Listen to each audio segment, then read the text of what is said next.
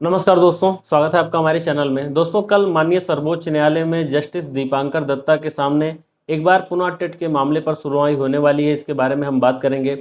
कल जो एक रिट पिटीशन लगी हुई है, हालांकि कुछ जो चैनलों पर पीआईएल की बात की जा रही है, लेकिन मैं आपको अभी बताऊंगा डायरी नंबर और रिट पिटीशन जो सिविल है उसका नंबर क्या है।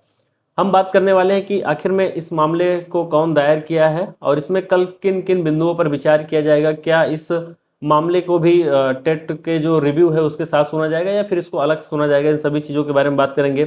जो दो जजों की बेंच है उसमें कौन जज शामिल हुए हैं, इनके बारे में भी बात करेंगे। कल का दिन काफ़ी अहम है। ये चूंकि जो रिट पिटीशन फाइल हुई है ये 15/10/2025 को फाइल हुई थी। 1 सितंबर 2025 के फैसले के आने के बाद ये रिट पिटीशन फाइल हुई है, इसलिए ज़्यादा अनुमान लगाया जा रहा है कि टेट मामले को लेकर इस पर कुछ ना कुछ कल खास सुनवाई होने वाली है। तो हम आइए इस पर चर्चा करते हैं। और कल इस मामले जो है यह मामला कोर्ट में लिस्ट हुआ है जस्टिस दीपांकर दत्ता के सामने। देखिए, जब हम इसके डायरी नंबर की बात करते हैं तो आप इसको जाके चेक कर सकते हैं। डायरी नंबर है 60024/2025, मतलब 600 पूरा पूरा 624/2025 डायरी नंबर है। और ये 15/10/2025 को फाइल की गई थी और ये रिट पिटिशन है सिविल, WP और ब्रैकेट में C लिखा रहेगा, तो मतलब रिट पिटिशन सिविल। कुछ लोग इसको PIL कह रहे हैं, जो कि PIL कहना बिल्कुल भी गलत है, क्योंकि अगर PIL कोई भी फाइल होती है तो उसमें PIL या पब्लिक इंटरेस्ट लिटिगेशन लिखा होता है। अब हम बात करते हैं कि जो ये एक रिट पिटिशन फाइल हुई है, आखिर में इसका जो सुनवाई होनी है, इसकी जो सुनवाई होनी है किन जजों के सामने होगी। देखिए, इसमें जो जस्टिस हैं वो दीपांकर दत्ता हैं और एक जो जस्टिस हैं सतीश चंद्र शर्मा, इनकी बेंच के द्वारा इस मामले को लेकर सुनवाई होनी है। देखिए, अभी जब आप इसमें स्टेटस शो करेंगे, स्टेटस को देखेंगे, तो अभी इस जो स्टेटस है वो है पेंडिंग लिखा हुआ है और लिखा हुआ है motion hearing fresh for admission civil cases. और उसके बाद फिर जो है एक आर्डर पास हुआ था, उसमें 56 दिन का जो वहाँ पे बताया गया है कि 56 दिन का समय मिला, उसको लेकर यहाँ पे कुछ लिखा हुआ है। अब इसमें जो अब आप देखेंगे कि टेंटेटिव केस जो है उसमें उसमें कब लिस्ट हुआ है, तो 10 अप्रैल को दिखा रहा है, 10/4/2026, यानी कल इस मामले पर सुनवाई होने वाली है। अब हम अगर बात करें कि देखिए, अभी जो है ये मोशन हियरिंग है। मोशन हियरिंग का मतलब हुआ अभी मामला फ्रेश स्टेज पर और सुनवाई के स्टेज पर है और इस केस की अभी पहली कल सुनवाई होने वाली है।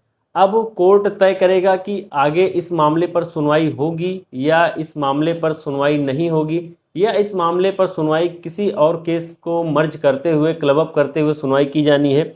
ये तमाम बातें कल स्पष्ट हो जाएंगी। और जो एक 56 दिन का जो टाइम पीरियड उसमें शो हो रहा है, कोर्ट ने 13/3/2026 को कुछ यहाँ पर अपडेट दिया है और उसको जो है कंप्लायंस जो है उसका जो दस्तावेज संबंधी कार्रवाई है, जैसा कि आप लोगों ने देखा था कि जो 2 अप्रैल को एक अलग मैटर था फिलहाल वो, लेकिन वहाँ पे रजिस्ट्रार के सामने पेश होना था, वैसे ही कुछ यहाँ पे दस्तावेज जो है उन्होंने प्रस्तुत करने और तमाम जो है इसको कार्रवाई करने के लिए कहा है। देखिए, इसमें जब आप देखेंगे ना, तो यहाँ पे जब आप कैटेगरी देखेंगे तो कैटेगरी में साफ साफ प्रमोशन लिखा हुआ है। उसके साथ ही साथ सीनियरिटी और payment of salary, bonus, provident fund, service benefits, equal pay for equal work, pay scale transfer, इन तमाम चीज़ों के बारे में इसमें लिखा गया है। लेकिन जो मेन सबसे ज़्यादा इम्पॉर्टेंट है वो है प्रमोशन, सीनियरिटी, और जो कि टेट से सीधा सीधा कोरिलेट करेगा। और क्योंकि सीनियर अगर आप हैं, सीनियरिटी का जो आपको लाभ मिलता है, अगर वो टेट लागू होने के बाद आपको उसका लाभ नहीं मिलेगा, और साथ ही साथ अगर आप अपने पद पे बने भी रहना चाहते हैं तो वहाँ पर भी आपको इसमें जो है पद पर जो है नहीं रह दिया जा सकता है।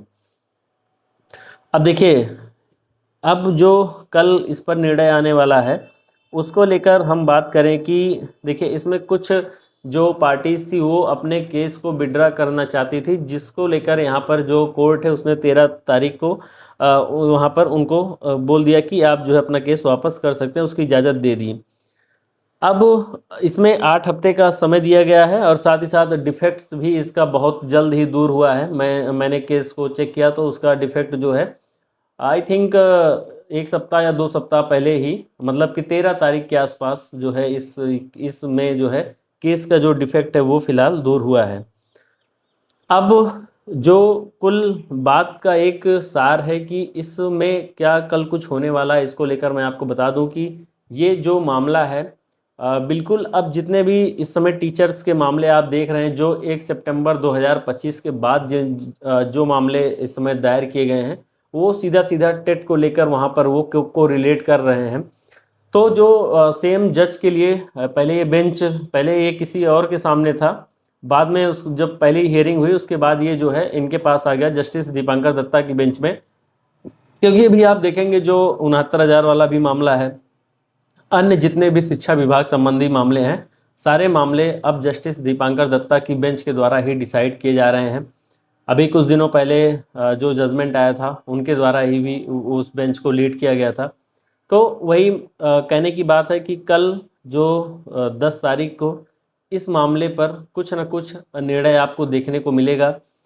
जैसे ही कोई निर्णय आता है हम आपको अपडेट तुरंत करेंगे। अगर चैनल पर अभी तक आपने नहीं जुड़े हैं तो प्लीज़ चैनल को सब्सक्राइब कर लीजिएगा, इस वीडियो को भी लाइक करिएगा, साथ ही साथ कमेंट करिएगा कि आपको क्या लगता है कि कल क्या कुछ माननीय न्यायालय में होने वाला है।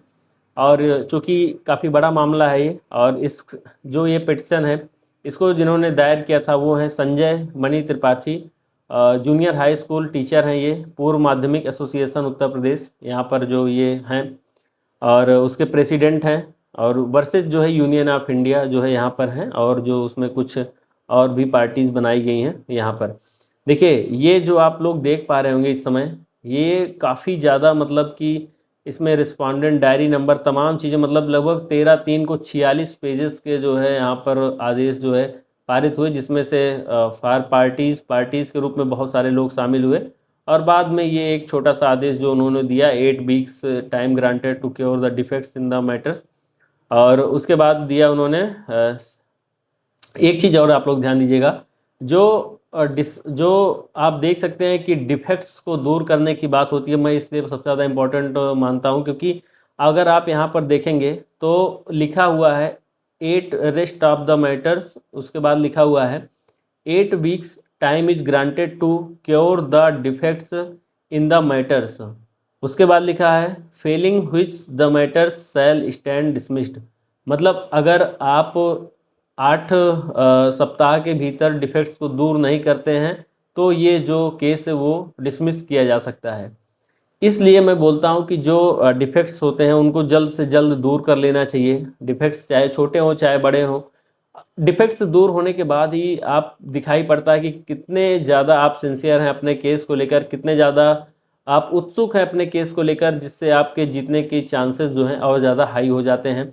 आपकी पैरवी किस प्रकार की, ये भी डिफेक्ट्स दूर होने के बाद ही पता चलते हैं। फिलहाल उसके बाद यहाँ पर साफ साफ इन्होंने लिखा है dismissed without further reference to the court.